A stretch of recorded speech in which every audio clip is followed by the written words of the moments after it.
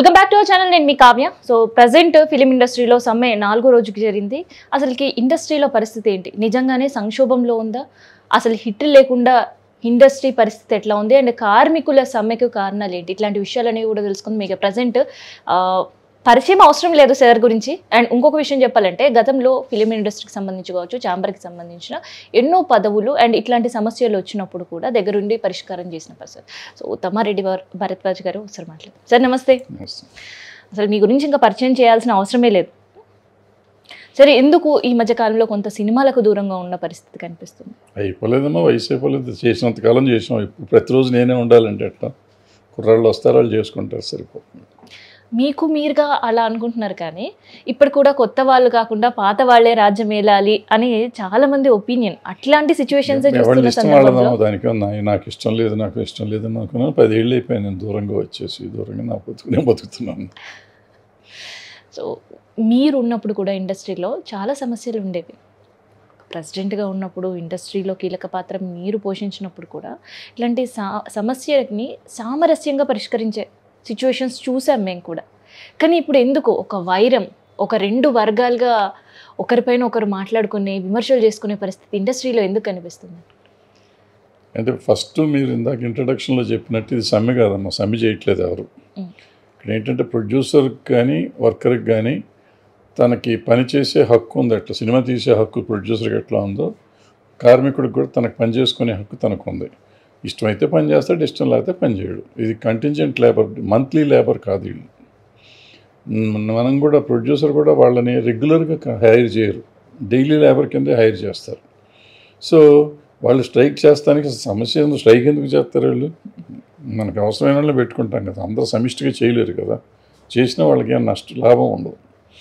So strike కాదు, వాళ్ళకి ఇష్టం లేదు, లేకపోతే మాకు రేట్లు కావాలి, రేట్లు ఇస్తే చేస్తామంటున్నారు. జరుగుతున్నాయి కొన్ని షూటింగులు. సో దాన్ని స్ట్రైక్ చేస్తున్నట్టు కదా. అట్లా ప్రొడ్యూసర్లు మేము షూటింగ్లు ఆపేస్తామన్నారు, వాళ్ళు ఆపట్లేదు, కొంతమంది చేస్తున్నారు. సో వాళ్ళు వీళ్ళు కూడా ఇద్దరు ఎవరికి అంటే వాళ్ళకి ఇది ఉన్నప్పుడు అండర్స్టాండింగ్ ఉన్నవాళ్ళు చేసుకుంటున్నారు. First point. రెండో పాయింట్ ఏంటంటే, సినిమాలు ఏదో తక్కువ ఆడుతున్నాయి. ఎప్పుడు 5% మించి ఆడలేదన్న సినిమా ఇండస్ట్రీ పుట్టిన కాడి నుంచి 100% రిజల్ట్, 50% రిజల్ట్ కూడా రాలేదు. ఎప్పుడు 10% కూడా రాలేదు. మీరు తీసుకోండి, 40 సినిమాలు రిలీజ్ అయిన రోజు నుంచి 300 సినిమాలు రిలీజ్ అవుతున్న రోజు దాకా మీరు లెక్కలు తీసుకోండి. పర్సంటేజ్ ఆఫ్ సినిమాలు ఉంటాయి కదా మీకు. అప్పట్లో అది కాకుండా అప్పుడు కొన్ని 4 సినిమాలు ఎక్కువ ఆడినాయి అంటారు. రామారావు నాగేశ్వరరావు గారు ఉంటే రామారావు గారు ఒక 6 సినిమాలు, నాగేశ్వరరావు గారు 6 సినిమాలు, రామారావు 10 సినిమాలు చేసిన రోజులు కూడా ఉన్నాయి. వీళ్ళిద్దరు చేయకుండా కాంతారావు గారి మధ్యలో ఆయన 4-5 సినిమాలు, హరినాథ్ గారు, జగ్గయ్య గారు, ఇట్లా అందరూ వస్తూ ఉండేవారు. సో వాళ్ళందరికీ వచ్చేసరికి రీజనబుల్ ఫిల్మ్లు ఉండే. ఆ తర్వాత వచ్చినాక రామారావు, నాగేశ్వరరావు, కృష్ణ గారు, శోభన్ బాబు గారు, ఆ తర్వాత చిరంజీవి గారు, బాలకృష్ణ గారు, వెంకటేష్ గారు, నాగార్జున గారు, ఇట్లా అందరూ వచ్చారు. అందరూ కలిసి అందరూగా పనిచేసి 10 మంది హీరోలు ఉన్న రోజులు కూడా ఉన్నాయి. అప్పుడు వీళ్ళందరూ 4-5-6 సినిమాలు చేస్తుంటే 40-50 సినిమాలు వచ్చే 100 సినిమాల్లో 40 సినిమాలు ఈ ఆర్టిస్టులు ఉండేటప్పుడు సినిమాలు థియేటర్స్లోకి జనం వచ్చేవారు. వాళ్ళ చూస్తానికి వస్తారు. ఇప్పుడు మనకి ఆర్టిస్టులు 2 ఏళ్ళకి 3 ఏళ్ళకి చేస్తున్నారు. ఉంటానే 30 మంది ఆర్టిస్టులు ఉన్నారు. వాళ్ళు 2 ఏళ్ళకి 3 ఏళ్ళకి చేస్తున్నారు. వాళ్ళు ఒక్కొక్క ఆర్టిస్ట్ 3 సినిమాలు చేసేవారు. ఇప్పుడు 30 మంది ఉన్నారు. 3 సినిమాలు చేసి 90 సినిమాలు అవుతాయి. ఎందుకు ఆ థియేటర్లు రారో చూద్దాం ఒకటి. ఇవాళ ఇంకోటి ఏమైపోయిందంటే, రెమ్యునరేషన్స్ పెరిగిపోవటం వలన వాళ్ళు 3 ఏళ్ళకి ఒకటి చేసినా సరిపోతున్నాడు. ఇంతకుముందు రామారావు నాగేశ్వర గారు ఆ జీవితకాలం చేసింది ఇక్కడ ఏ హీరోయిన్ వాళ్ళు ఒక సినిమాకి వస్తున్నారు రెమ్యునరేషన్. వాళ్ళ ఆస్తి మొత్తం వీళ్ళకి ఒక సినిమాలో వచ్చేస్తుంది. వాళ్ళు 40 ఏళ్ళు 50 ఏళ్ళు కష్టపడ్డ కష్టం అంతా ఒక సినిమాతో, ఒక ఆర్టిస్ట్ రెమ్యునరేషన్తో వెళ్ళిపోతాం. ఆ పెద్ద ఆర్టిస్టు కూడా అక్కర్లేదు, ఈ చిన్న ఆర్టిస్టులు చాలు మనకి. ఇప్పుడు 20-30 కోట్లు తీసుకునే వాళ్ళు లెక్క తీసుకుంటే రామారావు నాగేశ్వర గారు జీవితకాలం సంపాదించి అంతకంటే ఎక్కువ ఉండదు. ఆస్తులు పెరిగి ఆస్తిగా పెద్దగా ఉండొచ్చేమో, కానీ వాళ్ళు తీసుకున్న రెమ్యునరేషన్ లెక్కలు వేసుకుంటే అంతకంటే ఎక్కువ రాదన్నమాట. సో ఇది ఇప్పుడు సినిమాలకి రావట్లేదు అంటే ఇటు వస్తున్నాయి కదా. మొన్నగా కోర్టు విపరీతంగా ఆడింది. ఇప్పుడు నరసింహ ఆడుతుంది కదా, బ్రహ్మాండంగా ఆడుతుంది కదా సినిమా. ఎందుకంటే దాంట్లో ఎవరు మనం చూస్తుంటే మీరు చెప్పినట్టు ఆ ఆర్టిస్టులు అందరూ కూడా చాలా బిజీ షెడ్యూల్స్తో ఉండేవాళ్ళు. మార్నింగ్ ఒక సినిమా, లేదంటే నైట్ ఇంకొక షెడ్యూల్, ఇట్లా చాలా బిజీగా ఉండే. కానీ ఇప్పుడు ఆర్టిస్ట్ లేదంటే న్యూ జనరేషన్స్గా వచ్చే హీరోస్ మనం చూస్తుంటే మీరు అన్నట్టే 2-3 సంవత్సరాలకో లేదంటే సంవత్సరానికి ఒక సినిమా తో మాత్రమే ప్రేక్షకులకు మళ్ళీ కనిపిస్తున్నారు. ఎందుకు అట్లా? ఇదే చెప్పి కదా, వాళ్ళ లైఫ్ టైం సంపాదన వీళ్ళకి ఒక సినిమాకి వస్తుంది ఇవాళ. ఇంకెందుకు వాళ్ళు ఆల్రెడీ గోల్డెన్ స్పూన్ లాగా అయిపోతారు. ఒక సినిమా ఆడితే గోల్డెన్ స్పూనే వాళ్ళకి. వాళ్ళు ఒక సినిమా ఆడితే వర్కౌట్ అయ్యేది కాదు. అప్పుడు ఇంకా 4 సినిమాలు ఆడితే కానీ వాళ్ళు బుక్ చేసుకునేవారు కాదు. ఇప్పుడు ఒక సినిమా ఆడగానే వాళ్ళు వెనకాల ఏలమేరి పడిపోయి వీళ్ళు అడ్వాన్స్లు ఇచ్చేసి ఎంత అడిగితే అంత ఇచ్చి చేస్తున్నారు. సో వాళ్ళు కూడా దేవుళ్ళలాగా ఫీల్ అయిపోతున్నారు. పెరుగుతూ ఉంది, నడుస్తుంది. సినిమా ఆడట్లేదా, లేదంటే అట్లాంటి పరిస్థితుల్లో సినిమా కాస్ట్ ఫెయిల్యూర్ అవుతుందమ్మా. ఆడుతున్నాయి అమ్మా సినిమాలు, అన్ని సినిమాలు ఆడుతున్నాయి. ఇవాళ ఇంకోటి, మీరు సినిమాలు ఫ్లాప్లు అంటున్నారు మీరంతా. మరి ఫ్లాప్లు అయితే వీళ్ళు సినిమాలు ఎందుకు తీస్తున్నారు? ఒక్కొక్క ప్రొడ్యూసర్ 10 సినిమాలు తీస్తున్నారు అదే ఆర్టిస్టులతో. అది ఫెయిల్ అయిపోయిన కాడి నుంచి సినిమా, నాకు సపోజ్ ఫర్ ఎగ్జాంపుల్ ఒక హీరోకి 10 కోట్లు ఇచ్చి సినిమా తీశారు 5 ఏళ్ల కింద 6 ఏళ్ల కింద. ఆ సినిమాకి ఆ హీరోది ఆ సినిమా ఫ్లాప్ అయింది. నెక్స్ట్ సినిమా 8 కోట్లు ఇస్తారా 15 కోట్లు ఇస్తారా? ఆ తర్వాత సినిమా 15 కోట్లు, అది కూడా ఫ్లాప్ అయింది. 15 కోట్లు ఇస్తారా 10 కోట్లు ఇస్తారా 8 కోట్లు ఇస్తారా? మళ్ళీ 20 కోట్లు ఇస్తున్నారు. అది కూడా ఫ్లాప్ అయింది. అది నాకు మళ్ళీ ఎంత ఇస్తున్నారు? 30 కోట్లు ఇస్తున్నారు. రెమ్యునరేషన్ పెరుగుతూ పోతుంది. ఫ్లాప్కి రేట్లు పెరుగుతున్నాయి. హిట్ కాదు ఇక్కడ, ఫ్లాప్కి రేట్లు పెరుగుతున్నాయి. ఫ్లాప్కి రేట్లు పెరుగుతున్నాయి. ఇప్పుడు ఆ లెక్కన వెళ్ళి కాస్ట్ ఆఫ్ ప్రొడక్షన్ పెరిగిపోయింది, మనం తట్టుకోలేకపోతున్నాం. ఎప్పుడు తట్టుకోవద్దు అన్నాడు, తట్టుకోమన్నాడు. కంట్రోల్ చేసే అవకాశం మీ చేతుల్లో కదా ఉంది. మనం పెంచుకుంటా పోతున్నాం. మనని బంగారు బాతును చంపేద్దామని ప్రయత్నం చేస్తాను మనం. సో దాని మీదకి వచ్చేటప్పటికి ఇప్పుడు కళ్ళ ముందు ఎట్ట కనపడుతుంది? ప్రతివాడు రూపాయి తీసుకున్నాడు. ఒక ప్రొడ్యూసర్ గారే మంచి స్టేట్మెంట్ ఇచ్చారు, ఫ్లాప్ హీరోకి 13 కోట్లు ఇస్తారని. రీసెంట్ మొన్న 6 నెలల కింద ఇచ్చారు. మరి ఫ్లాప్ హీరోలకు 30, 40, 50 కోట్లు కూడా ఇస్తున్నారు కదా, మరి ఎందుకు ఇస్తున్నారు? సో దానికి ప్రొడ్యూసర్ ఇష్టం. నేను కానీ మీరు కానీ అడిగే హక్కు మనకు లేదు. వాళ్ళ ఇష్టం, వాళ్ళు ఇస్తున్నారు కాబట్టి హీరోలు తీసుకుంటున్నారు. దీని గురించి ఎందుకంటే ఇవాళ హీరో మూలనే ఆడియన్స్ వస్తారు కాబట్టి హీరోని కానీ ప్రొడ్యూసర్ కానీ తప్పుపడటానికి మనకు రైట్ లేదు, అది కరెక్టే. బట్ పని చేస్తున్న వాళ్ళకి జీతాలు పెరుగుతాయి కదా, ప్రతి సంవత్సరం పెరుగుతాయి. అయితే వీళ్ళు కంటింజెంట్ లేబర్. ఈ కంటింజెంట్ లేబర్ అయ్యేటప్పటికి ఏమవుతుందంటే, ఇవాళ ప్రొడ్యూసర్లు చెప్తున్న మాట నిజం. ఏది? ఇవాళ సాఫ్ట్వేర్ ఎంప్లాయీ కంటే ఎక్కువ జీతం వస్తుంది వీళ్ళకి. సాఫ్ట్వేర్ ఎంప్లాయీ కంటే ఎక్కువ ఎప్పుడు వస్తుంది? ఇవాళ నా రెమ్యునరేషన్, నాకు ఇచ్చే జీతం, రోజువారీ జీతం, నెల రోజులు నన్ను బుక్ చేసుకుంటా. నాకు 3,000 ఇస్తున్నారు అనుకోండి. ఇప్పుడు ఏమవుతుంది? 1,500 రూపాయలు ఉందమ్మా ఒక క్రాఫ్ట్లో ఒక వర్కర్కి. 2 షిఫ్ట్లు వేస్తారు వాళ్ళు. ఎందుకంటే పొద్దున్న 5ంటికి వస్తే రాత్రి 10ంటికో 12ంటికో వెళ్తారు కాబట్టి 2 షిఫ్ట్లు వేస్తారు. అంటే 15 3,000 వస్తుంది. ప్లస్ అతనికి భోజనము, కన్వేయన్స్ అని ఒక 100 రూపాయలు 150 రూపాయలు, పొద్దున్న టిఫిన్, మధ్యాహ్నం భోజనం, సాయంత్రం స్నాక్స్ కాకపోతే అది ఇంకో 100 రూపాయలు. ఇవన్నీ వేస్తే 3,000 కాబట్టి 3,500 పడుతుంది ఒక్కొక్క మనిషికి అనుకుందాం పర్ డే. 3,500 పడితే ఆ మనిషికి నెల రోజులు ఇస్తే 1,00,000 రూపాయలు అవుతుంది. 1,00,000 రూపాయలు అయితే సాఫ్ట్వేర్ ఎంప్లాయీ కంటే మనకి ఎక్కువ వచ్చినట్టు. ఏది? 1,500 అంటే తక్కువలో తక్కువ ఉద్యోగస్తుడిగా నేను చెప్పేది. నెల రోజులు పని చేస్తే 1,00,000 రూపాయలు వస్తుంది. నువ్వు చెప్పింది నిజం, 100% సత్యం. కానీ అట్లాంటి పరిస్థితులు లేవు కదా. చెప్పని వాళ్ళు కదా, నువ్వు చెప్పనిస్తుంటే కదా నేను చెప్పేది. సో ఇప్పుడు మొన్న ఒక సినిమాకి నాకు 15 కోట్లైనా ఒక ప్రొడ్యూసర్ క్లెయిమ్ చేస్తున్నారు. 100% కరెక్ట్. ఆ సినిమా ఎన్ని సంవత్సరాలు తీశారు? 2 సంవత్సరాలు తీశారు. 2 సంవత్సరాలకి 15 కోట్లు అంటే ఎంత అవుతుంది? నెలకి ఎంత పడుతుంది? 10 లక్షలు పడుతుంది. ఆ సినిమాకి ఎంతమంది పనిచేస్తారు? 300 మంది పనిచేస్తారు. 10 లక్షలని 30,000 చేయి. 10 లక్షలు 30,000 10 లక్షలు చేసి ఎంత వస్తుంది? 300 10 లక్షలు 300 2 తీసేస్తే 10,000 అంత ఉంటుంది. దగ్గర 3,000 అంత వస్తుంది ఒక్కొక్కళ్ళకి యావరేజ్న. బట్ 3,000 కాదు, తక్కువ వస్తుంది. కొంతమందికి ఎక్కువ వస్తుంది, కొంతమంది తక్కువ వస్తుంది. ఏదన్నా కానీ ఇప్పుడు అది 6 రోజులే చేశారు. మిగతా రోజులు ఎవరు చేస్తారు? వీళ్ళకి ఇక్కడ ఇంకో ప్రాబ్లం ఏంటంటే, ఈ యూనిట్ వాళ్ళు ఇంకో యూనిట్లో చేస్తాను అనుకోండి. ఇప్పుడు సపోజ్ ఒక ఎక్స్ హీరో చేస్తున్నాడు, నేను పెద్ద హీరో సినిమా చేస్తున్నాం, నేను ఈ 6 రోజులు ఇక్కడ చేశా. ఇంకో పెద్ద హీరో 10 రోజులు షెడ్యూల్ చేస్తున్నాడు, ఆయన వేరే యూనిట్ని పెడతాడు, వీళ్ళని పెట్టుకోడు. వాళ్ళు పనిచేస్తారు 10 రోజులు. వీళ్ళకి ఈ 10 రోజులు, ఈ 6 రోజుల తర్వాత ఇంకోటి పెట్టుకోవాలంటే పెట్టుకునే సినిమా జరగాలి. ఇదే కెమెరామెన్కో, ఇదే హీరోకో, ఇదే డైరెక్టర్కో సినిమా ఉండాలి. వాళ్ళు చేయట్లేదు వీళ్ళు. ఆ హీరో మళ్ళీ సినిమా చేయట్లేదు, ఆ డైరెక్టర్ మళ్ళీ సినిమా చేయట్లేదు, ఆ కెమెరామెన్ మళ్ళీ సినిమా చేయట్లేదు. సో నీకు వీళ్ళకి మళ్ళీ ఎంప్లాయ్మెంట్ అక్కడ దొరుకుతానికి అవకాశం రాదు. సో వీళ్ళకి 100% మనం చెప్తున్న సాఫ్ట్వేర్ ఎంప్లాయ్ చేయ ఉద్యోగం రాదు. అతనికి మనం ₹1,00,000 పేరుకున్నా మళ్ళీ సాఫ్ట్వేర్ ఎంప్లాయ్కి సాటర్డే సండే హాలిడేస్ ఉంటాయిగా. వీళ్ళకు ఉండవు, పని చేయాలి, పని చేస్తే డబ్బులు బత్తాలు ఇవ్వమంటారు, అది వేరే సంగతి అనుకోండి. వాళ్ళకి కూడా ఓవర్ టైం ఉన్నట్టు వీళ్ళు ఓవర్ టైం లాగా సండే సాటర్డే హాలిడేస్ చేస్తే ఇవ్వమంటున్నారు, మరి ఇవ్వమంటున్నారు వీళ్ళు. అది తర్వాత వద్దాం దానికి. సో అక్కడ 24 రోజులు చేస్తే 8 రోజులు పోతుంది కదా, 8 రోజులు పోతే 22 రోజులు చేస్తే వాళ్ళకి ₹1,00,000 వస్తుంది. వీళ్ళకి ₹1,00,000 నెలంతా పని ఇస్తే వస్తుంది. ఈ నెలంతా పని రాదు అసలు, అవుట్ ఆఫ్ క్వశ్చన్. సో ఇప్పుడు ఎట్లా మనం సాఫ్ట్వేర్ ఉద్యోగికి ఇచ్చామని కంపేర్ చేస్తాం, చేయలేం కదా. అది ఒక పాయింట్. రెండో పాయింట్,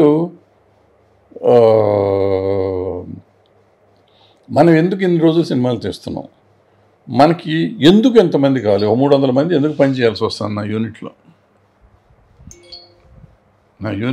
300 మంది ఎందుకు కావాల్సి వస్తుంది, ఎవరెవరి ఇల్లు ఎందుకు పని చేస్తున్నారని ప్రొడ్యూసర్ చూసుకోవాల్సిన అవసరం. నేను డబ్బులు అడుగుతున్నారు, ఇస్తున్నాను, వాళ్ళు బలవంతం చేస్తున్నారు, బ్లాక్మెయిల్ చేస్తున్నారు అంటే ఎందుకు బ్లాక్మెయిల్, ఎవరు చేస్తాడు నేను బ్లాక్మెయిల్, ఎవరు చేస్తారు బ్లాక్మెయిల్, ఎందుకు ఇస్తున్నారు మీరు డబ్బులు, ఎవరికి ఇస్తున్నారు, ఈ 300 మంది ఎవరు, నీ షూటింగ్లో ఉంటున్న 300 మంది ఎవరు, వాళ్ళు ఎందుకు అవసరమా లేదా, ఎందుకు ఉంటున్నారు వాళ్ళు, వాళ్ళకి ఎందుకు భోజనాలు పెడుతున్నారు, వాళ్ళ కార్లు ఎందుకు ఇస్తున్నారు, వాళ్ళకి డబ్బులు ఎందుకు ఇస్తున్నారు, వాళ్ళ కన్వీనియన్స్లు ఎందుకు ఇస్తున్నారు, అది ఎవరన్నా చూస్తున్నారా, చూడాల్సిన అవసరం ఉందిగా. ఇవన్నీ చూసుకుంటే కదా నీకు తక్కువ అవుతుంది ఎక్కువ అవుతుంది తెలుస్తుంది. నువ్వు అడిగావు, నేను ఇచ్చాను, అడిగితే ఇచ్చేస్తున్నాను, ఇచ్చి ఇవ్వటం ఎవరి తప్ప, నా తప్ప, నీ తప్ప, నా తప్ప, ఇంకా ఆలోచించాలి ఇవన్నీ. సో దీనివల్ల కూడా బడ్జెట్ పెరిగే అవకాశం ఉంది, పెరిగే ఉంది కదా, ఇప్పుడు కనపడుతుంది కదా. 300 మంది ఎందుకు చేస్తున్నారని అడుగుతున్నాం కదా నేను. వాళ్ళు ఎందుకు చేస్తున్నారో నీకు తెలిస్తే బడ్జెట్ పెరిగిందో తరిగిందో నీకు తెలుస్తుంది, నీ కంట్రోల్ నువ్వు చేసుకోవాలి కదా. బడ్జెట్ నాకు అవసరం లేదు, వీళ్ళు అవసరం లేని వాళ్ళని ఎందుకు పెట్టుకుంటున్నారు, ఎందుకు అక్కడ పెడుతున్నారు, నీకు అవసరం లేని వాళ్ళు వస్తే కాలు కడ్డాం, వాళ్ళకి కారువాను, వాళ్ళకి భోజనాలు, వాళ్ళకి ట్రావెలింగ్, వాళ్ళకి బత్తాలు ఇవన్నీ ఉంటాయి కదమ్మా, ఇవన్నీ ఖర్చే కదా. ప్లస్ కాలు కట్టడం, వర్క్ చేసుకునేవారు నిన్ను. మనం పొద్దున్నే సాయం దాకా పని చేస్తే, నువ్వు అడవి రాముడు లాంటి సినిమా పొద్దున్నే సాయం దాకా అడవిలో చేసి జంతువులను పెట్టి చేస్తే 40 రోజులు తీసి పెట్టాడు సినిమా, 35 రోజులు 40 రోజుల లోపల అయిపోయింది సినిమా. మరి అదే సినిమా ఇప్పుడు అంత మొత్తం కలిపి 50-60 మంది యూనిట్ వెళ్ళారు, 33 మంది ఆర్టిస్టులు వాళ్ళు. ఆర్టిస్టులు అయితే కూడా 50-60 మంది యూనిట్ వెళ్ళారు వాళ్ళు. ఇప్పుడు ఇక్కడేంటి 33 మంది ఆర్టిస్టులు అంటే దగ్గర దగ్గర 500 మంది కావాల్సి వస్తుంది అక్కడ పనిచేస్తానికి, ఆ రోజుకి ఈ రోజుకి. అదే మళ్ళీ సంవత్సరం తీయాలి, 40 రోజులు తీస్తే వీళ్ళు 150 రోజులు తీయాలి అదే సినిమాని. అందులో 6 పాటలు ఉంటాయి, అందులో ఒకటి 11 నిమిషాలు 10 నిమిషాలు సాంగ్, 6 ఫైట్లు 5 ఫైట్లు ఉంటాయి. అవన్నీ వాళ్ళు తీయాలంటే 300 రోజులు కావాలి. మీకు ఎందుకు డబ్బు ఎందుకు అయ్యింది అంటే ఎందుకు అవుతుందని వాళ్ళు తెలుసుకోవాలి, ప్రొడ్యూసర్ ఆలోచించుకోవాలి. సో మీరు చెప్పినట్టే అప్పట్లో ఇంత టెక్నాలజీ లేదు, ఇంత ఎక్విప్మెంట్ కూడా లేదు, అయినా కూడా వర్క్ చేసే వాళ్ళ స్ట్రెంత్ చాలా తక్కువ. కానీ ఇప్పుడు ఎక్విప్మెంట్ పెరిగింది, టెక్నాలజీ పెరిగింది, దాంతో పాటు ఎందుకు తేడా ఏంటంటేనమ్మా, అప్పుడు కొన్న ప్రొడ్యూసర్లకి పూర్తి అవగాహన ఉండేది, డైరెక్టర్కి కూడా పూర్తి అవగాహన ఉండేది, డిపెండెన్స్ ఉండేది కాదు. డ్యాన్స్ సాంగ్స్ ఉన్నా ఫైట్స్ ఉన్నా వాళ్ళ కంట్రిబ్యూషన్ చాలా ఎక్కువ ఉండేది, డైరెక్టర్ది కంట్రిబ్యూషన్ ఎక్కువ ఉండేది. కథలో ప్రొడ్యూసర్ కంట్రిబ్యూషన్ కూడా ఉండేది. కథ ఏంటో ప్రొడ్యూసర్కి తెలుసు, షెడ్యూల్ వేస్తుంటే అర్థం అయ్యేది ప్రొడ్యూసర్కి. ఇప్పుడు వాళ్ళకి అసలు ఏమీ తెలియదు, ఎవరు వేస్తారో తెలియదు, ఎక్కడ వేస్తారో తెలియదు. ఒక్కొక్క యూనిట్ని ఒక్కొక్క ఆఫీస్ పెట్టేస్తున్నారు, వీళ్ళు 10 సినిమాలు జరుగుతుంది, పాపం వాళ్ళు కన్ఫ్యూజ్ అయిపోతారు, ఏ సినిమాలో ఎవరున్నారో తెలియదు వాళ్ళకి, ఆ పరిస్థితిలో ఉన్నారు, అంత కన్ఫ్యూజన్ వస్తుంది. సో కన్ఫ్యూజన్ ఒక కారణం అయితే, సో టెక్నాలజీ అప్పుడు మీరు చెప్పిన ఒక అడవి రాముడు సినిమాకి సంబంధించి పెద్దగా ఈ రోజుల్లో ఉన్నంత టెక్నాలజీ కావచ్చు లేని పరిస్థితిలో కూడా చాలా తొందరగా అండ్ హిట్ కొట్టిన మూవీ అది. మరి ఇప్పుడు ఎందుకు టెక్నాలజీ పెరిగిన తర్వాత కూడా మ్యాన్ పవర్ ఎందుకు ఎక్కువ ఉంటుంది? మ్యాన్ పవర్ వేస్ట్ పవర్, అది నేను చెప్తున్నా. మ్యాన్ పవర్ని వేస్ట్గా వాడుతున్నాం. పూర్వకాలం హీరో హెయిర్ డ్రెస్సర్ ఉండేవారు కాదు, హెయిర్ డ్రెస్ ఏమైనా విగ్గు తీసుకొచ్చి పెట్టేస్తే మేకప్ మ్యాన్ విగ్గు పెట్టేవాడు, వెళ్ళిపోయేవాడు, సాయంత్రం దాకా అయిపోయినాక విగ్గు తీసేవారు, మధ్య లంచ్ అయినాక ఒకసారి టచ్అప్ చేసేవారు. ఇప్పుడు విగ్గు తెస్తానికి ఒకళ్ళు, విగ్గు పెడతానికి ఒకళ్ళు, విగ్గుని సరిదేస్తానికి ఒకళ్ళు, ముగ్గురు వాళ్ళు ఒకే విగ్గుకి. ఈ మేకప్ చేయడు. మేకప్ మ్యాన్కి ముగ్గురు అసిస్టెంట్లు ఉంటారు. మేకప్ మ్యాన్ అసిస్టెంట్కి అసిస్టెంట్ ఉంటారు. సో ఈ లెక్కలో ఒకదానికి ఒకళ్ళు అడవి రాముడు లాంటి సినిమాకి ముగ్గురు లొకేషన్ మేనేజరు, ఇక్కడ మెడ్రాస్లో 2 మేనేజర్లు ఉండేవారు, లేదా 4 మేనేజర్లు ఉండేవారు. ఇవాళ ఎంతమంది ఉంటున్నారు? ఈపీ, ఏపీ, ఇస్పీ, డిపి, డోపీ టాపీ, ఏదో పీపీపీలు చాలా ఉంటాయి. Plus production manager, production executive, deputy executive, production manager, మళ్ళీ ఏదో వేరే పదం. ఆ ప్రొడక్షన్ అనే దానికి గీపీలు ప్రొడక్షన్లు కలిపి మీకు దగ్గర 15-20 మంది అంటున్నారు. ఏ యూనిట్లో తీసుకున్నా, ఏ క్రాఫ్ట్లో తీసుకున్నా 20 మంది ఒక్కొక్క స్టాఫ్ అవుతాను. ఎందుకు ఉంటున్నారు అనేది ఎవరిని అడుగుతున్నారా? ఇవన్నీ నాకు జీతం, నేను పని చేస్తున్నా, నాకు జీతం పెరగమని అడిగాను నేను. నువ్వు వేస్ట్ చేస్తున్నావు, నా వేస్ట్ని తగ్గించాల్సింది నువ్వా నేనా? నన్ను పెట్టుకుందాం అనుకున్నావమ్మా నువ్వు. నేను ఇప్పుడు మీ అందరినీ పెట్టుకుంటే నేను వస్తాను, తీసే నన్ను వేరే వాడిని పెట్టుకో, ఖర్చు తగ్గుతుంది. నీకు అనువైన వాడిని పెట్టుకునే ఇది లేదు. నేను బ్లాక్మెయిల్ చేస్తాను, నువ్వు ఇస్తేనే కదా నేను బ్లాక్మెయిల్ చేస్తాను. అసలు నేను పెట్టుకోకపోతే బ్లాక్మెయిల్ ఎందుకు చేస్తా? సో ఇవన్నీ అర్థం చేసుకుని దాని మీద పని చేస్తే కరెక్ట్గా ఉంటుంది. అయితే గతంలో ప్రొడ్యూసర్స్ అయినా కార్మికులు, ప్రొడ్యూసర్ లేనిది కార్మికుడు లేడు, ప్రొడ్యూసర్ దగ్గర పైసలు ఉన్నా కార్మికుడు వచ్చి పని చేయండి, సినిమా నడవదు. అట్లాంటి పరిస్థితుల్లో ఎందుకు కార్మికులు మీరు మాకు ఇచ్చే వేతనం పెంచితేనే మేము వస్తామని, లేదు మీరు చేయకపోతే మేము వేరే వాళ్ళైనా పెట్టి చేయించుకుంటామని? రెండు స్టేట్మెంట్స్ రెండు తప్పు. ఎందుకంటే ఇది ఫస్ట్ టైం జరగట్లా. ఇది 2022లో జరిగింది, 2018లో జరిగింది. 50 రోజులు షూటింగ్లు ఆపేశారు, ప్రొడ్యూసర్లు చేశారు, ఇవన్నీ జరుగుతూనే ఉన్నాయి. ఇది వాళ్ళ కొత్తగా జరిగింది, అసలు బ్రహ్మాండం పగిలిందని మనం ఇంకా కంగారు పడక్కర్లేదు. వాళ్ళ 4వ రోజు 50 రోజులు ఆగిపోయినాయి షూటింగ్లు దీనివల్ల. సో దీన్ని మనం అంత సీరియస్గా తీసుకోవాల్సిన అవసరం లేదు. బట్ వీళ్ళు మార్చి నుంచి అడుగుతున్నప్పుడు అది ఇమీడియట్గా ఎప్పుడో 1-2 సార్లు మీటింగుల్లో సార్ట్అవుట్ చేసేసి ఈ పార్టీకి చేయాలి. మార్చి అయిపోయింది, March 30th అంటే ఏప్రిల్ ఎండింగ్కి ఫినిష్ చేసి ఉండాల్సిందే. ఏప్రిల్, మే, జూన్, జూలై, ఇప్పుడు ఆగస్ట్ వచ్చింది, 5 నెలలు అయిపోయింది. 5 నెలలు అయిపోతే మరి వర్కర్ చేస్తాడు. మేము పని చేయమంటున్నారు, నేను స్ట్రైక్ ఏం చేయట్లేదు కదా. స్ట్రైక్ అంటే మళ్ళీ నోటీస్ ఇవ్వాలి కదా, పని చేయమంటానికి వాళ్ళ హక్కు ఉంది కదా. సో మళ్ళీ ఇందులో లేబర్ కమిషన్ ఇన్వాల్వ్ అవ్వడం అంటే ఇది ఒక విచిత్రమైన లేబర్ కమిషన్ కిందకే వస్తుంది కాబట్టి లేబర్ కమిషనర్ మాట్లాడటంలో తప్పు లేదు. కానీ అవసరం ఎందుకు? ఛాంబర్ ఉంది కదా, ఎప్పుడు లేబర్ కమిషనర్ దగ్గరికి మనం వెళ్ళాం కదా. ఛాంబర్ ప్రొడ్యూసర్ కౌన్సిల్ ఉంది మాట్లాడటానికి, మనం కదా మాట్లాడుకోవాల్సింది, అగ్రిమెంట్ చేయాల్సింది మనం కదా, మనం కూర్చోబెట్టి చేసుకోవాల్సింది కదా. అది ఎందుకు చేయట్లేదు? హీరోల దగ్గరికి వెళ్తారు, హీరోల దగ్గర ఏం చేస్తారు పాపం వాళ్ళు ఏం చేయగలరు? ఇప్పుడు వాళ్ళకి ఇద్దరూ కావాల్సిన వాళ్ళే, వర్కర్స్ కావాలి, ప్రొడ్యూసర్లు కావాలి. వీళ్ళు ఎటు సైడ్ మాట్లాడతారు? అది అవునంటే కప్ప కోపం, కాదంటే పాము కోపంలాగా ఉంటుంది.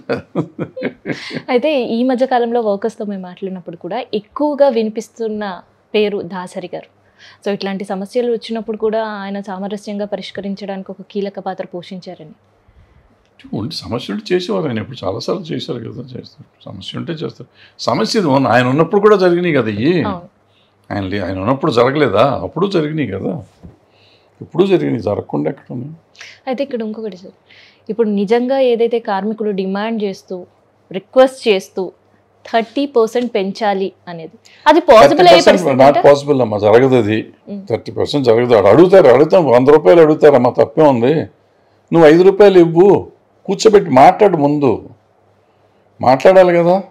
మనం మాట్లాడకుండా 100 రూపాయలు అడుగుతున్నారు, 200 రూపాయలు అడుగుతున్నారు అంటే మనం ఎందుకు ఇస్తాం? మనం ఇవ్వం. ఇప్పుడు ఎవరికైనా నాకు అడిగే హక్కు నాకు ఉంది, ఇచ్చే బాధ్యత నీకు ఉంది. ఎంత ఇవ్వాలో కూడా నీ డిస్క్రిప్షన్ కదా, నువ్వు ఆలోచించి చెయ్యి, సెటిల్ చెయ్యి, అయిపోయింది, క్లోజ్ అయిపోతుంది కేసు.